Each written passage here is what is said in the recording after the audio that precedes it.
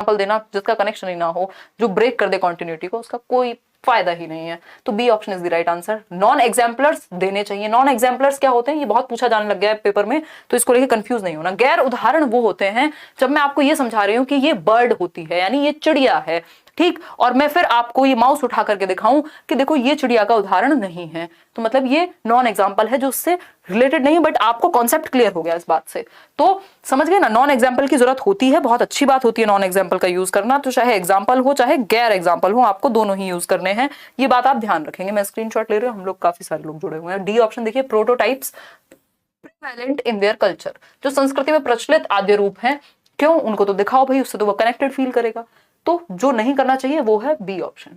आगे बढ़ेंगे question number 26 पर। नॉलेज और awareness of self as knower depicts, बताइएगा जरा।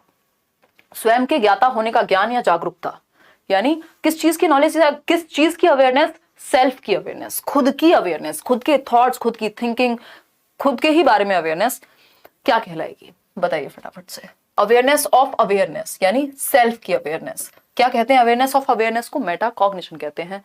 जमानों से हम इस पे बात कर रहे हैं, जब ये सीटेट में जस्ट एक बार पूछा गया था बहुत पुराने समय पे, तब भी मैं ये डिस्कस करती थी आपके साथ, याद कीजिए वो समय, ठीक। इसको हम मेटाकॉग्निशन कहते हैं, thinking about thinking, awareness of the awareness, अधिसंज्ञान जिसको हम कह रहे हैं। कॉग्निशन का मतलब होता है मेंटल स्किल्स, मानसिक क्षमताएं जिसमें हम सोचना, समझना, तर्क करना, कल्पना करना, यानी thinking, reasoning, problem solving, decision making, imagination, memory, perception, ये सब कॉग्निशन है। दिमाग से जुड़ी हुई सारी बातें कॉग्निशन है, मतलब थिंकिंग कॉग्निशन से जुड़ी है। लेकिन मेटा का मतलब होता है बियॉन्ड, तो बियॉन्ड थिंकिंग की जब हम बात कर रहे हैं तो बियॉन्ड का मतलब हो गया परासंज्ञान, संज्ञान के भी परे, थिंकिंग अबाउट थिंकिंग, थिंकिंग पे भी सोच पा रहे हैं कि मैं सोच क्यों रहा हूं, ये भी आप सोच पा रहे हैं, इसको मेटाकॉग्निशन कह रहे हैं। उसकी याद आखिर आ क्यों रही है ना, तो ऐसा क्या हुआ, तो मेटाकॉग्निशन है, ठीक, कि आप प्लान कर पा रहे हैं, रिव्यू कर पा रहे हैं, कंट्रोल कर पा रहे हैं, अपनी रिफ्लेक्ट कर पा रहे हैं अपने ही चिंतन पे, दिस इज मेटाकॉग्निशन। इस पे अलग से भी एक वीडियो हम लोग करेंगे, अभी मैंने सीटेट के बैच में बताया भी था वैसे कल परसों। चलिए खैर आगे बढ़ते हैं। निमोनिक होता है छोटा रूप, मिसकंसेप्शन होता है गलत भ्रांति, या मोटिवेशन अभिप्रेरणा को कहते हैं। आगे बढ़ेंगे क्वेश्चन नंबर 27 पर, 3 क्वेश्चन और बचे हैं। देखिएगा क्वेश्चन नंबर 27 है, देखो थोड़ा सा टाइम निकाल के आया करो क्योंकि 30 क्वेश्चंस हैं और आपको एक्सप्लेनेशन चाहिए, और ये 30 क्वेश्चन ऐसे नहीं है जिसमें ये बहुत ही छोटे छोटे क्वेश्चन हो, ये पेडागोजिकल क्वेश्चंस हैं, कॉन्सेप्चुअल क्वेश्चंस हैं, ये बड़े होते हैं, पढ़ने में भी टाइम लगता है। आप खुद भी बैठ के पढ़ेंगे ना तब भी 30 क्वेश्चन 30 मिनट में शायद ही कर पाएंगे, तो 30 क्वेश्चन के लिए हम 60 मिनट लेके चलते हैं, जिसमें प्रॉपर एक्सप्लेनेशन है, जिसमें आप पोल में आंसर भी कर रहे हैं, आपके लिए ये मॉक टेस्ट जैसा भी है और एक्सप्लेनेशन भी है, हंसी मजाक भी है, पढ़ के भी मैं सुना रही हूँ, आपको भी पढ़ने का मौका दे रही हूँ। तो 30 क्वेश्चन के लिए 60 मिनट का टाइम लेके आया करो। एक क्वेश्चन पे 2 मिनट हम देंगे, समझेंगे, जानेंगे, चारों ऑप्शंस को एनालाइज करेंगे। आइडेंटिफाइंग दी डिफिकल्टी यानी कि मुश्किल को पहचानना, सेटिंग द गोल यानी गोल सेट करना, उद्देश्य को सेट करना, एक्सप्लोरिंग पॉसिबल सॉल्यूशंस, क्या पॉसिबल सॉल्यूशंस हो सकते हैं और इसका कॉन्सिक्वेंस क्या हो सकता है जो आप करने की कोशिश कर रहे हैं। Acting accordingly and evaluate the outcomes are important steps involve in the process of, यानी कठिनाई की पहचान, लक्ष्य निर्धारण, संभावित समाधान और परिणामों की खोज के अनुसार काम करना, यानी इतना दिमाग लगा के काम करना क्या कहलाएगा। Attribution, imitation, problem solving, passive attention, भैया सिंपल बात है, प्रॉब्लम सॉल्विंग है कि क्या होगा अगर ये किया तो, ये किया तो कैसे होगा, कोई प्रॉब्लम है तो कैसे सॉल्व करें, उसका एक्सप्लोरेशन, उसके रीजंस, सारी बातें, क्या आउटकम होगा, सिंपल है प्रॉब्लम सॉल्विंग, इसमें कुछ और सोचने की आवश्यकता ही नहीं है। आपका फेवरेट क्वेश्चन आपके सामने है जिसमें एक कथन है और दूसरा है रीजन यानी उसका तर्क है। देखिएगा कथन दिया है और तर्क दिया है, ये इस बार से ही आने क्वेश्चन शुरू हुए हैं सीटेट में, इससे पहले सीटेट में इस तरह के क्वेश्चंस नदारद थे यानी गायब थे। बताइएगा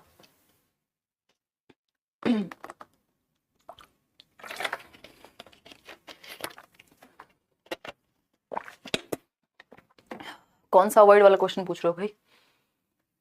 देखिएगा क्वेश्चन नंबर 28 है, इसका रीजन है अभिकथन है, exploring and discussing misconception in meaningful in teaching learning process, यानी शिक्षण अधिगम प्रक्रिया में भ्रांतियों की खोज और चर्चा करना, यानी जो भी मिसकंसेप्शंस हैं आपकी टीचिंग लर्निंग प्रोसेस में उनको ढूंढना। बिल्कुल अच्छी बात है, ये तो बहुत ही प्यारी बात है, करना चाहिए। टीचिंग लर्निंग प्रोसेस का काम है कि कहाँ पे मिसकंसेप्शन बना है बच्चों के दिमाग में, है ना।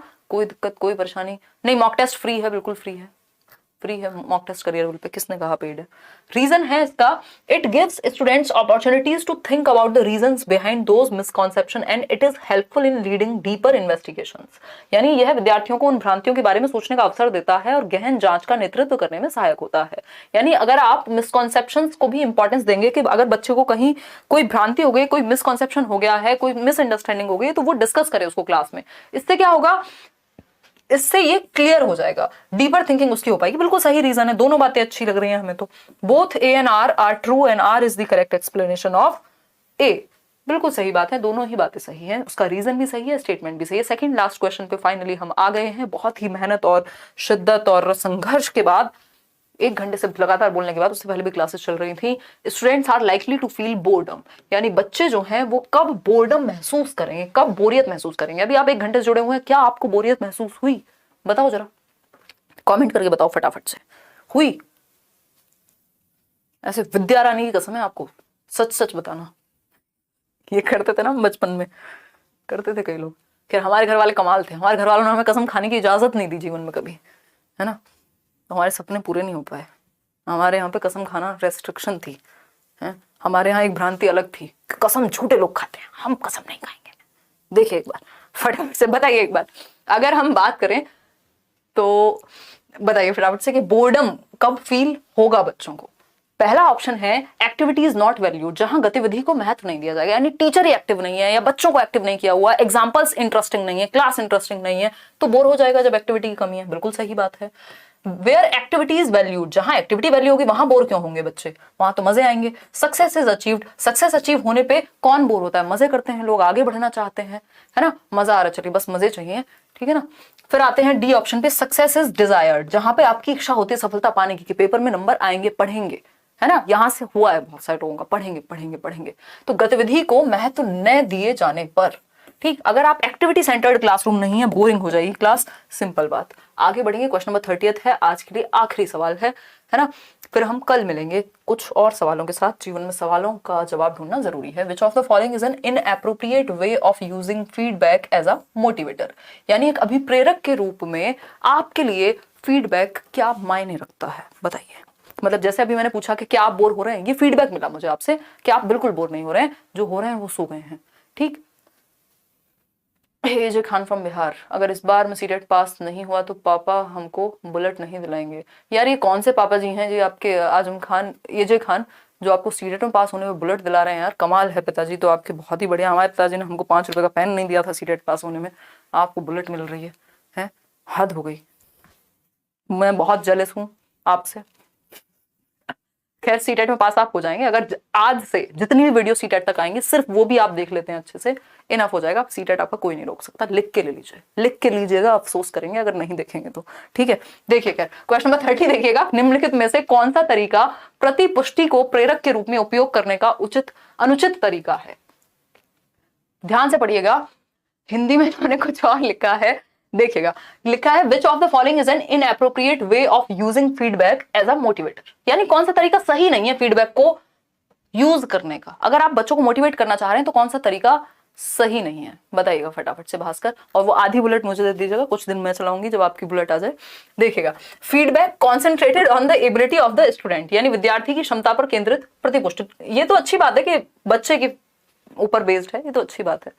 बी ऑप्शन है feedback focused on the process of an activity, ये भी अच्छी बात है।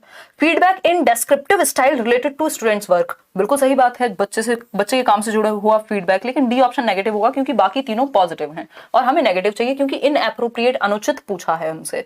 Feedback without referring to comparisons with other students, यानी अन्य विद्यार्थियों के साथ तुलना किए बिना प्रतिपुष्टि देना।